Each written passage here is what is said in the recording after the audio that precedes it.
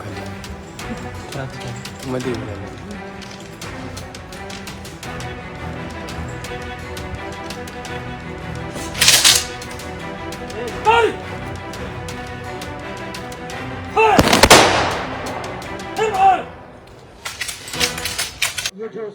नमस्कार, मी प्रतिभा चंद्रन आणि तुम्ही बघत आहात नवराष्ट्र.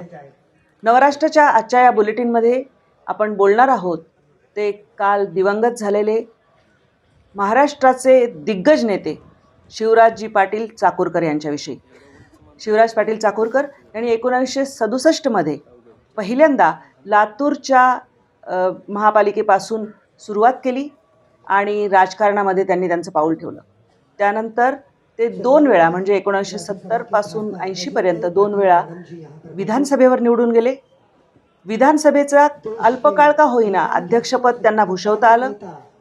त्यानंतर तब्बल 7 वेळा खासदार म्हणून निवड त्यांची झाली आणि त्यांची कारकीर्द जर आपण एकंदर बघितली दिल्लीतली, खास करून राष्ट्रीय राजकारणातली, तर गांधी परिवाराचे अतिशय निकटवर्तीय असे नेते, ज्यांनी अगदी इंदिरा गांधींसोबत सुद्धा काम केलं, सोनिया गांधींबरोबर काम केलं, राजीवजींबरोबर काम केलं. अशा सगळ्या गांधी परिवारांची जी एक दिग्गज नेते मंडळांची मोठी यादी महाराष्ट्रातली म्हणावी लागेल, जी त्यांच्याशी अगदी एकनिष्ठ राहिली, पक्षाशी एकनिष्ठ राहिली, त्यात शिवराज पाटील चाकूरकर यांचं नाव निश्चितच घ्यावं लागेल. याशिवाय त्यांची मंत्री म्हणून राहिलेली कारकीर्द सुद्धा चांगली राहिलीच. लोकसभेचे अध्यक्ष असताना त्यांनी अनेक सुधारणा केल्या, अनेक नव्या प्रणाली विकसित केल्या, त्याबद्दल आपण बोलणारच आहोत.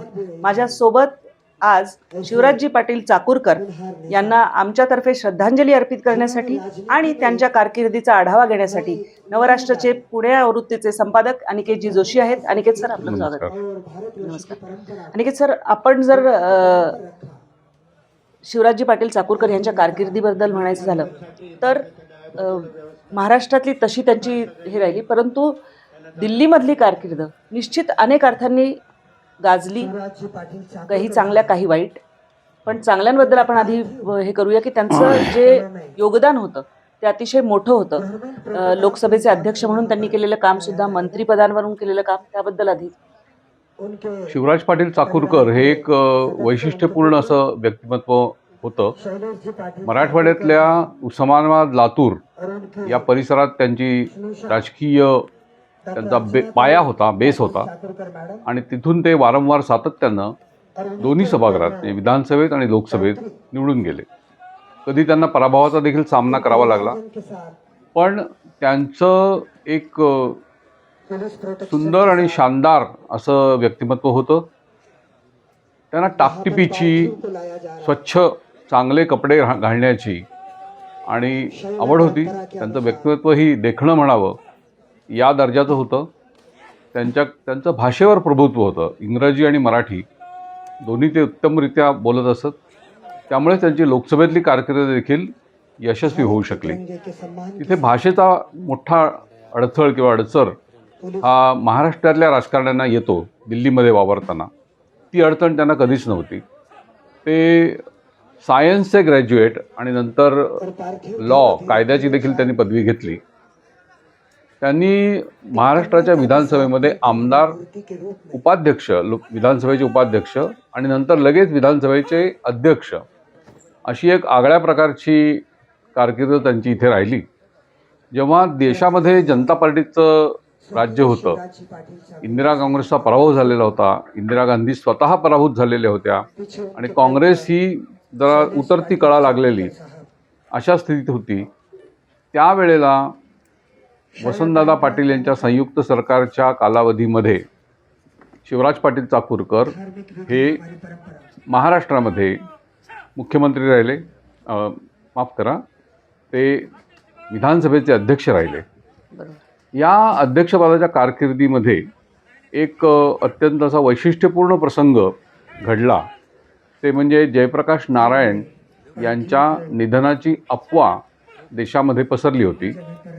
पण महाराष्ट्राच्या विधानसभेत जयप्रकाशजींच्या निधनाचा ठराव तातडीनं न घेण्याचं कारण, एकमेव कारण, हे शिवराज पाटील चाकूरकर यांचं सावधपण असं आपल्याला नोंदवावं लागेल. त्यावेळेला संसदेमध्ये देखील जयप्रकाश नारायण यांच्या निधनाची बातमी स्वतः पंतप्रधान मोरारजी देसाई यांनी सांगितली होती.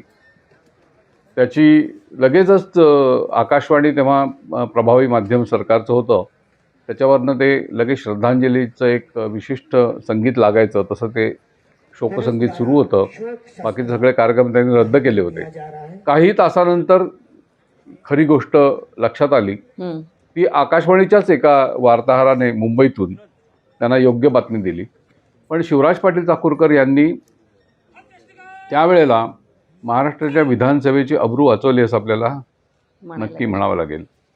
त्यांची दिल्लीतील कारकीर्द ही गाजली ती प्रामुख्यानं पुढच्या काळामध्ये 2000च्या नंतर जेव्हा त्यांच्याकडे गृहमंत्रीपद आलं 2004च्या नंतर 4 ते 8 या काळामध्ये ते गृहमंत्री राहिले. त्यांच्या काळामध्ये सिरियल ब्लास्ट हे देशभरात बरोबर अनेक ठिकाणी घडले आणि त्याच्या तपासामध्ये केंद्रीय तपास यंत्रणा अपुऱ्या पडतात किंवा केंद्र सरकार तातडीनं पावलं उचलत नाही अशा प्रकारचे आरोप, अशा प्रकारची टीका सातत्यानं होत होती. आणि विशेषतः सप्टेंबर 13ला दिल्लीमध्ये जे 5-6 मोठे बॉम्बस्फोट झाले, हो, एकानंतर एक साखळी बॉम्बस्फोट झाले, त्यात जीव कमी गेले, परंतु तो एक हादरा देशाच्या राजधानीमध्ये अतिरेकी येऊन बॉम्बस्फोट घडवतात. त्याच्या पाठोपाठ त्याच वर्षी म्हणजे बेंगलोरला पण स्फोट झाले होते, अनेक ठिकाणी स्फोट झाले, मुंबईत झाले, मोठा अतिरेकी हल्ला झाला.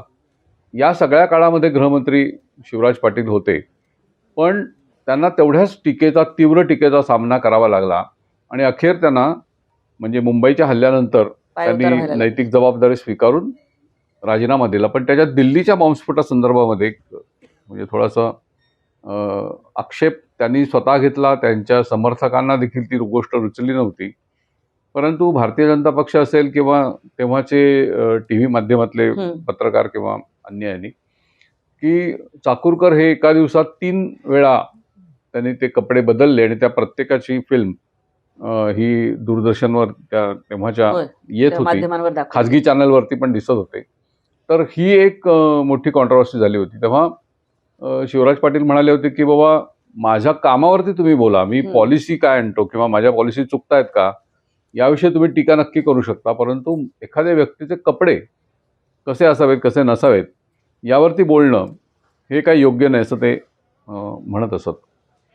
हा प्रसंग तर आपण घेणार होतोच आणि त्यानंतर झालेल्या घटना घडामोडी पण आहेत. पण त्याआधी थोडं मागे जाऊया की जेव्हा संजय गांधी यांचं निधन झालं त्यावेळी 50 खासदारांचं एक मंडळ भेटायला गेलं होतं इंदिराजींना आणि राजीव गांधींना तुम्ही राजकारणात आणावं अशी एक आग्रही मागणी या लोकांनी त्यांच्याकडे केलेली होती. कारण तेव्हा मेनका गांधी सुद्धा राजकारणात यायला उत्सुक होत्या, तयार होत्या आणि त्यावेळी राजीव गांधींना तुम्ही राजकारणात आणावं म्हणजे गांधी परिवाराचं एक वलय काँग्रेसला पुढे नेण्यासाठी आवश्यक आहे असं वाटत असताना आणि इंदिरा गांधींचं एकंदरच व्यक्तिमत्व, त्यानंतर संजय गांधींचा त्यांना असलेला पाठिंबा, आधार, ते मंडळ पण त्यामध्ये शिवराज पाटील प्रमुख होते. तसे नरसिंहराव किंवा बाकीची ही मंडळी पण होती, प्रणव मुखर्जी होते, बरेच लोक होते. पण शिवराज पाटील यांची भूमिका देखील त्यात एक महत्त्वाची राहिली. महाराष्ट्राच्या वतीनं असं आपण म्हणू शकतो की ते गांधी घराण्याकडे जी मागणी करणं किंवा त्यांचं अस्तित्व असणं, तर गांधी घराण्याचं हे जे वैशिष्ट्य काँग्रेससाठी आहे. बाकी देशामध्ये त्याची टीका करणारे अनेक लोक आहेत, परंतु प्रत्यक्षात जे काँग्रेस मन ज्याला आपण म्हणू किंवा काँग्रेसचे कार्यकर्ते असं आपण ज्याला म्हणू, या सगळ्या लोकांना गांधी घराणं हे सोबत असणं किंवा त्यांचं नेतृत्व असणं ही एक आवश्यक गोष्ट वाटते. आता आपण बघतोय सिमेंटिंग फोर्स आता राहुल गांधी यांच्या नेतृत्वात वारंवार निवडणुका हरून देखील त्यांना दूर करा अशी मागणी काँग्रेस पक्षात होऊ शकत नाही. त्यावेळेला संजय गांधी यांचं एक जे स्थान देशाच्या राजकारणात तयार झालेलं होतं की इंदिरा गांधींच्या नंतर संजय गांधी हेच सर्व प्रकारचे प्रशासकीय आणि पक्षीय सूत्र हे हलवत होते. आणीबाणीच्या काळात आपल्याला माहितीच आहे की त्यांनी संपूर्ण प्रशासनाचा जवळपास ताबा घेतला असं वातावरण होतं. त्यांच्या निधनानंतर इंदिरा गांधी हा नक्कीच एकाकी पडल्याच म्हणजे त्या तिच्या दुःखात तर होत्याच, परंतु त्या राजकारणात पुढे जाण्यासाठी त्यांना जो घरातून सपोर्ट पाहिजे, आधार पाहिजे, असं कोणी नाही याची एक भावना तयार झाली होती. राजीव गांधी आपल्याला माहिती आहे की हे स्वतः इंडियन एअरलाइन्सचे पायलट म्हणून काम होय. करत होते आणि ते राजकारणात यायला अजिबातच उत्सुक उत्सुक नव्हते. नव्हते. पण केवळ संजय गांधींच्या नंतर आईला आधार देण्यासाठी म्हणून ते पुढे आले आणि यावेळेला ह्या सगळ्या मंडळींचा जो आग्रह होता तो देखील महत्त्वाचा होता. आणि त्यानंतर काँग्रेसशी राजीव गांधी राजकारणात आले हा काँग्रेससाठी एक मोठा सकारात्मक बदल होता. तो घडवण्यामध्ये देखील शिवराज पाटलांचा अगदी बरोबर. एक वाटा होता. तुम्ही अनिकेत सर उल्लेख केलात भाषेचा. याला कारण असं आहे की मराठवाड्यातले, म्हणजे मी पण मराठवाड्यातली जी सगळी त्या काळची मंडळी होती तेव्हा मराठवाडा विद्यापीठ नव्हतं, त्यामुळे त्यांना उस्मानिया विद्यापीठामध्येच शिकायला जायला लागायचं. शिवराज पाटील चाकूरकर असोत किंवा अन्य सगळे त्या काळातले जे मंडळी नरसिंहराव त्यांना होय त्यांना उस्मानिया विद्यापीठात शिकायला, त्यामुळे उर्दू हिंदी याचा एक प्रभाव म्हणजे ती भाषा अपसूक चांगली यायची आणि त्याचा फायदा राष्ट्रीय राजकारणामध्ये या मंडळींना निश्चित झाला. शिवराज पाटील चाकूरकरांचं आणखी एक वैशिष्ट्य जर सांगायचं झालं तर ते म्हणजे लोकसभा अध्यक्षपद म्हणजे सभापतीपद अध्यक्षपद भूषवत असताना त्यांनी काही आमूलाग्र असे बदल केले. त्यामध्ये ज्या ॲडहॉक पद्धतीने कमिट्या किंवा समित्या व्हायच्या त्याऐवजी त्याला एक शिस्त आणली आणि संसदीय समित्या, जवळपास 17 संसदीय समित्यांचे उद्घाटन त्यांच्या कालावधीमध्ये झालं. जे आपण आता संसद म्हणा किंवा विधिमंडळाचं कामकाज जे सध्या चालू आहे आणि आपण रोज दूरचित्रवाणीच्या वाहिन्यांवर त्यांना थेट प्रक्षेपण बघतो, ही सुरुवात सुद्धा त्यांच्या काळामध्ये झाली आणि ते अध्यक्ष असताना लोकसभेचे, आणि त्यावेळी हे थेट प्रक्षेपण जे आहे ते सुरू झालं. त्यामुळे एक प्रकारे पारदर्शकता ज्याला म्हणता येईल ती आली. याशिवाय कायद्याचं ज्ञान आणि घटनेचं ज्ञान जे त्या पदावर बसणाऱ्या व्यक्तीला असावं लागतं ते त्यांच्याकडे होतं. अर्थातच कायदेविषयाचा अभ्यास त्यांनी केलेला होता त्यामुळे होतं आणि अतिशय संयतपणाने त्या सभापतीपद त्यांनी भूषवलं असं आपल्याला म्हणावं लागेल. त्या कारकिर्दीबद्दल तुम्ही काय सांगाल? लोकसभेमध्ये महाराष्ट्रामधून गेलेले खासदार हे लोकसभेचे अध्यक्ष होण्याची एक परंपरा आपल्याला दिसते. त्यातले चाकूरकर हे एक ठळक उदाहरण आहे. त्यांच्या आधी मावळंकर लोकसभेचे पहिले सभापती हे देखील महाराष्ट्राचे होते. चाकूरकरांच्या नंतर मनोहर जोशी तिथे गेले. म्हणजे अनेक आपल्याकडचे खासदार नेते हे दिल्लीमध्ये संसदेमध्ये चांगल्या प्रकारे काम त्यांनी केलं. आता आपले CP राधाकृष्णन हे महाराष्ट्राचे, म्हणजे त्या अर्थाने नव्हे, मराठी म्हणता येणार नाही, परंतु महाराष्ट्राचे म्हणून गेले आणि राज्यसभेचे आता चेअरमन सध्या आहेत. चाकूरकरांचं लोकसभेतलं काम तर महत्त्वाचं होतंच, पण त्यांनी सरकारमध्ये जे काय काम केलं ते देखील अत्यंत वैशिष्ट्यपूर्ण होतं असं आपल्याला दिसतं. नंतर जेव्हा आता मगाशी आपण गृहमंत्री या त्यांच्या कारकिर्दीविषयी बोललो, त्याच्यावरती झालेली टीका किंवा वाद हा भाग जरी सोडून दिला तरी प्रशासनामध्ये शिस्त आणण्याचं एक त्यांचा जो दृष्टिकोन होता, पोलीस प्रशासनामध्ये काही सुधारणा त्यांनी गृहमंत्री पदाच्या कालामध्ये केल्या, या देखील महत्त्वाच्या होत्या. त्यानंतर तेव्हा ते लोकसभेला पराभूत होऊन म्हणजे एका प्रकारे बाजूला गेले असं आपण म्हणू. पण तेव्हा लगेचच मनमोहन सिंग, सोनिया गांधी यांनी त्यांना मंत्रिपद दिलं आणि राज्यसभेवर घेतलं आणि नंतरच्या काळामध्ये ते पंजाबचे राज्यपाल झाले आणि दिल्ली चंदीगडचे प्रशासक, केंद्रशासित प्रदेश असल्यामुळे ती जबाबदारी त्यांच्याकडे होती. ते देखील काम त्यांनी चांगलं केलं असं तिकडली मंडळी सांगतात. एकंदर आपण जर बघितलं तर याशिवायचं आणखी एक महत्त्वाचं की जेव्हा चर्चा होते सगळ्या खासदारांमध्ये तेव्हा संसदेची जी लायब्ररी आहे, ग्रंथालय जे आहे, त्याची चर्चा खूप प्रामुख्याने होते. तिचं आधुनिकीकरण करणं आणि तिचा विस्तार करणं यामध्ये त्यांची महत्त्वाची भूमिका राहिलेली आहे. याशिवाय जे कामकाज होतं ते सगळं संगणकीकरण व्हावं हे सुद्धा त्यांच्या काळामध्ये सुरू झालं. म्हणजे कधी कधी एखाद्या नेत्याचं एखादं काम जे पडद्यामागे केलेलं असतं ते फारसं चर्चेत येत नाही, परंतु त्यांनी ही ठळक कामं त्या ठिकाणी केली आणि शिस्तबद्ध पद्धतीने सभागृह चालवण्यासाठी. याशिवाय सभागृह ते एककल्लीपणाने चालवतात वगैरे असा कुठलाही आरोप त्यांच्यावर कधी झाला नाही. अर्थात तोपर्यंत नेहमी सातत्याने काँग्रेसला एकहाती सत्ता तिथे असायची, हा भाग त्यामध्ये आहेच.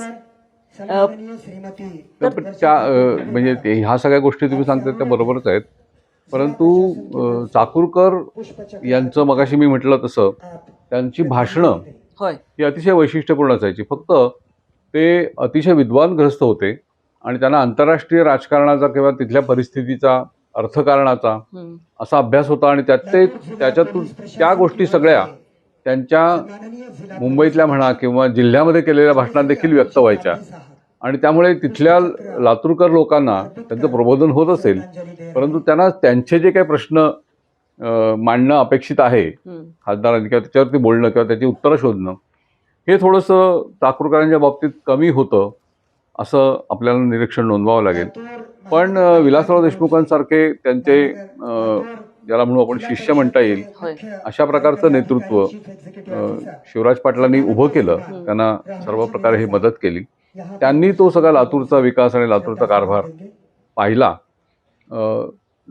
या भागाचं वैशिष्ट्य म्हणजे ते असे मोठे नेते बरेच झाले. म्हणजे जसं शिवराज पाटील होते त्याचप्रमाणे शंकरराव चव्हाण होते. नाही, शंकरराव चव्हाण तर नांदेडचे गेले पलीकडे. परंतु उस्मानाबाद जिल्हा जर आपण म्हटलात तर त्याच्यामध्ये निलंगेकर मुख्यमंत्री राहिले, विलासराव मुख्यमंत्री झाले. शिवराज पाटील हे केंद्रीय स्तरावरती अतिशय मोठं व्यक्तिमत्व आणि नाव झालं. म्हणजे हा एक त्या भागाचा देखील एक वैशिष्ट्यपूर्ण. आणि तुम्हाला असं सहज लक्षात येईल की हे तिघही नेते कपड्यांच्या बाबतीत अतिशय टापटीप आणि व्यवस्थित राहणारे असे होते. मराठवाड्याचा विषय निघाला म्हणून की शिवराज पाटील चाकूरकर लातूरमधून, विलासराव देशमुख असतील, अशोकराव चव्हाण असतील किंवा शंकरराव चव्हाण असतील, यांच्यामध्ये आणखी एक समान धागा ज्याला म्हणता येईल तो म्हणजे ते सगळेजण सत्यसाईबाबांचे पुटपर्तीच्या भक्त होते आणि त्या ठिकाणी ते वारंवार जात असत. याशिवाय शिवराज पाटील चाकूरकर यांच्याबद्दल असंही सांगितलं जातं की ते म्हणायचे की मी जेव्हा सभापती पदावर असतो आणि एखाद्या कठीण असं काहीतरी प्रसंग येतो तेव्हा डोळे मिटून शांतपणे मी थोड्या वेळ मेडिटेशन करतो किंवा ध्यान आणि लगेच मी त्यावरती मार्ग निघतो. ह्या सगळ्या कारकिर्दीचा जर आपण आढावा घेतला तर मराठवाड्यातली ही दिग्गज मंडळी होती ज्यांनी दिल्लीच्या राजकारणावर सुद्धा प्रभाव टाकला. आता आपण मुंबई किंवा त्यावेळच्या बॉम्बस्फोट जे झाले त्यावर जर आपण यायचा विचार केला आणि त्याबद्दल विचार केला तर महत्त्वाचं गोष्ट म्हणजे जेव्हा अनेक बॉम्बस्फोट जे झाले, दिल्लीतला झाला, त्यानंतरचे झाले, देशभरामध्ये बँगलोरला झाला, जयपूरला झाला, अहमदाबादला झाला, त्याच वर्षी, म्हणजे ते गृहमंत्री असताना एक प्रकारे अतिशय आव्हानात्मक अशी परिस्थिती त्यांच्यावर असताना मुंबईवर जो दहशतवादी हल्ला 26/11 झाला ती सगळ्यात मोठी अशी त्यांच्यासाठी आव्हानात्मक अशी घटना अनेक अर्थांनी होती. याला कारण म्हणजे इंटेलिजन्स फेल्युअर असं त्याला म्हणता येईल की आपल्या गुप्तचर यंत्रणांचं पूर्णतः तिथे फेल्युअर झालेलं आपल्याला दिसून आलं. सगळ्यात मोठा देशातला हा हल्ला होता. त्यानंतर जी कॉन्ट्रोव्हर्सी खरी सुरू झाली, कारण तो मुंबईचा जो आतंकवादी हल्ला होता तो मी स्वतः ग्राउंड झिरोवरनं कव्हर केलेला आहे आणि त्यावेळी NSG कमांडोंसाठी जी परवानगी द्यायला लागते यायला, म्हणजे मुंबईचा हल्ला झाल्यानंतर तिथे आधी पोलिसांनी पहिला गड लढवला.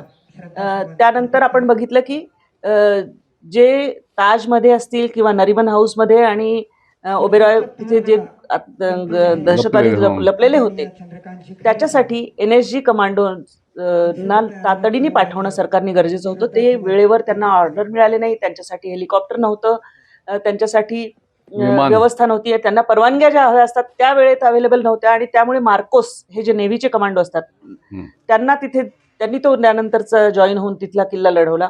त्यानंतर NSG आले. अर्थात जर NSG कमांडो लवकर तातडीने आले असते तर ही कारवाई एवढी लांबली नसती, एवढ्या लोकांचे मृत्यू कदाचित झाले नसते असंही म्हटलं जातं. याशिवाय त्यावेळी जे बुलेट प्रूफ जॅकेट्स खास करून, अर्थात तो विषय महाराष्ट्र पोलिसांचा होता त्या अर्थाने, तर कारण त्यावेळी आपण RR पाटील हे सुद्धा कॉन्ट्रोव्हर्सीमध्ये आलेले आपण बघितले, त्यांनी सुद्धा विधानं काही जी केली होती ती. त्यावेळेचे मुख्यमंत्री विलासराव देशमुख हेही आले कारण रामगोपाल वर्माला ते त्या ठिकाणी घेऊन गेलेले होते. एकंदरच हा सगळा जो 26/11 हल्ला झालेला होता त्यामध्ये जे 3 लोकांचं चर्चा झाली, जे जबाबदार म्हणता येतील असे, ते महाराष्ट्राचे मुख्यमंत्री, त्यावेळचे महाराष्ट्राचे गृहमंत्री RR पाटील, कारण त्यांनी बडे बडे शहरों में छोटी छोटी बातें असं ते एक विधान केलेलं होतं, आणि शिवराज पाटील चाकूरकर यांच्याही निर्णय क्षमता असो किंवा त्यानंतर सुद्धा त्यांनी त्यांच्या पोशाख याच्याबद्दल, आणि त्यामुळे त्यांना जेव्हा रोम जळत होता तेव्हा निरो फिडल वाजवत बसला होता असं जे म्हटलं तसं निरो ऑफ इंडिया असं सुद्धा त्यांचं संबोधन काही इंग्रजी दैनिकांनी केलेलं होतं. आणि त्यानंतर सर तुम्हाला आठवत असेल की राजीनामा त्यांना द्यायला लागला, म्हणजे 30 नोव्हेंबर ही तारीख 26/11 हल्ल्यानंतरची, आणि त्यांना राजीनामा द्यायला लागला. आणि त्यावेळी राजीनाम्यास जो निर्णय झाला, तर मनमोहन सिंगांनी राजीनामा ऑफर केला होता. ती काँग्रेसची एक उच्चस्तरीय बैठक झाली आणि त्यामध्ये सोनिया गांधींचे ते निकटवर्ती असले तरी सोनिया गांधींनी त्यांना सांगितलं की तुम्हाला जाण्याशिवाय पर्याय नाहीये, तुम्हाला जावं लागेल. याच्यात एक छोटासा म्हणजे हा सगळ्या घटनाक्रम बरोबरच आहे तुम्ही सांगताय ते, पण त्याच्यात एक आतला माहितीचा थोडासा भाग असा की काँग्रेसमध्ये जो अंतर्गत वाद होता, काँग्रेसमध्ये महाराष्ट्रामध्ये विलासराव देशमुख यांना मिलिंद देवरा आणि मुरली देवरा म्हणजे यांचा बरोबर कडवा विरोध होता. मिलिंद देवरा यांनी मुंबईतल्या उद्योगपतींच्या मार्फत सोनिया गांधींकडे तेव्हा पिटिशन्स वगैरे दिलेले होते की आमच्या सगळ्या बिझनेसवरती खूप मोठा परिणाम होतोय, तुमचं सरकार काम करत नाहीये.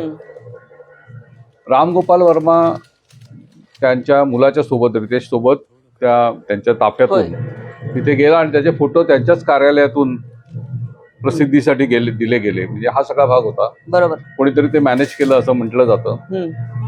याशिवाय राष्ट्रवादी काँग्रेसचं त्यातली एक भूमिका ही एक थोडी गमतीशीर आणि महत्वाची होती.